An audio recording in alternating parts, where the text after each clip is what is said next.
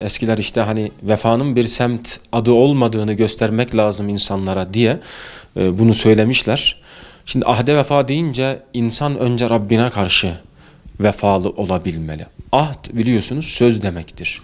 Söze karşı vefalı olabilmek. Sözün değerini yere düşürmemek. Ahde vefa deyince siz aklıma Ahzab suresi geldi. Estaizu billah minel mu'minine ricalun sadaku ma ahadullaha aleyh. Cenab-ı Allah ilahirillahı Cenab-ı Allah buyuruyor ki Allah'a söz veren öyle yiğitler vardır ki onlar sözleri üzerinde durmuşlardır. Sözlerinden geri dönmemişlerdir ve şehit olmuştur onlardan bazıları ve onlardan bazıları da şehit olmayı beklemektedirler. Bu ayet Enes bin Nadir hakkında nazil olur. Kendisi Bedir Savaşı'na katılamıyor. Uhud Savaşı'na katılırsam kafirler ne yapacağımı görecek diye Allah'a karşı söz veriyor. Ama bir yerde duruyor. Diyor öyle sözler veririm sonra Allah'a karşı yerine getiremezsem Cenab-ı Allah'a karşı mahcup olurum. Orada duruyor. Nihayetinde Efendimiz Aleyhisselatü Vesselam Uhud meydanında vefat ettiği haberi gelince Enes bin Nadir Sa'd bin Muaz ile karşılaşır. Sa'd bin Muaz ona der ki nereye gidiyorsun? Uhud'un arkasından cennetin kokularını duyuyorum der. Çünkü Rabbine karşı söz vermişti, sözünden asla geri dönemezdi.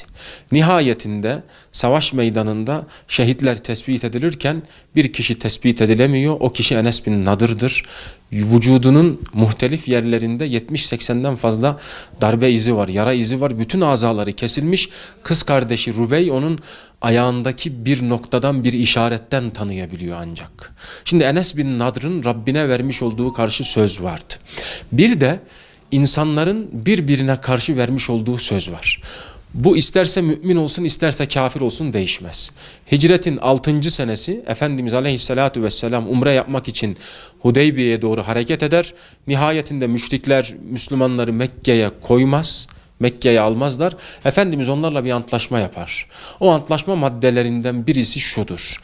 Velisinin izni olmadan Mekke'den Medine'ye kaçan kişiler yani İslam'a sığınan kişiler Mekke'ye geri iade edilecek. Ama Medine-i Münevvere'den Mekke'ye giden kişiler geri iade edilmeyecek. Bakıldığı zaman adeta bir mağlubiyet, yenilgi gibi gözüküyor. Ama daha sonraki yıllarda bunun zafer olduğu ortaya çıkacak. O işin farklı bir boyutu. Ben şuraya gelmek istiyorum. Efendimiz bu antlaşmaya imza atmıştı ya.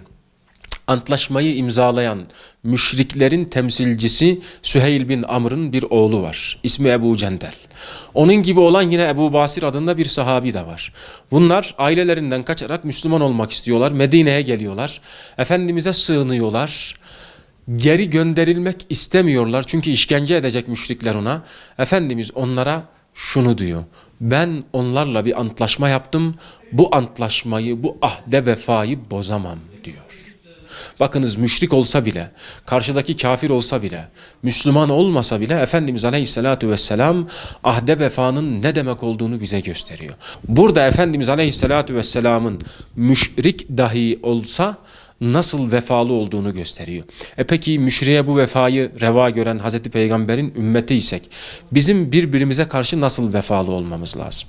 Ahde vefa dedik, sözümüze karşı sadakat göstereceğiz. Kardeşlerimize yerine getiremeyeceğimiz sözleri vermememiz lazım.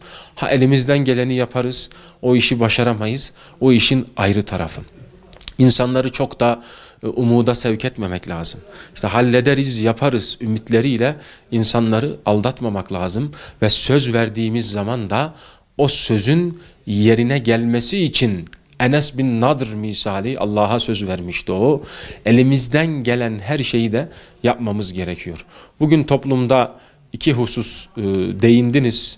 Buraya kadar yoruldunuz. Allah razı olsun. Hakikaten üzerinde durulması gereken iki husus, önemli husustur. Doğru sözlü olmak ve ahde vefa. Çok önemli. Biz maalesef toplum olarak bunları unutuyoruz. Sen bana bir iyilik yaptın. 20 yıl sonra, 10 yıl sonra benden bir şey istediğin zaman ben sana daha fazla karşılığında mukabelede bulunabilmeliyim. Çünkü ahde vefalı olmazsak insan olma özelliğimizi, fıtratımızı da Allah muhafaza kaybederiz.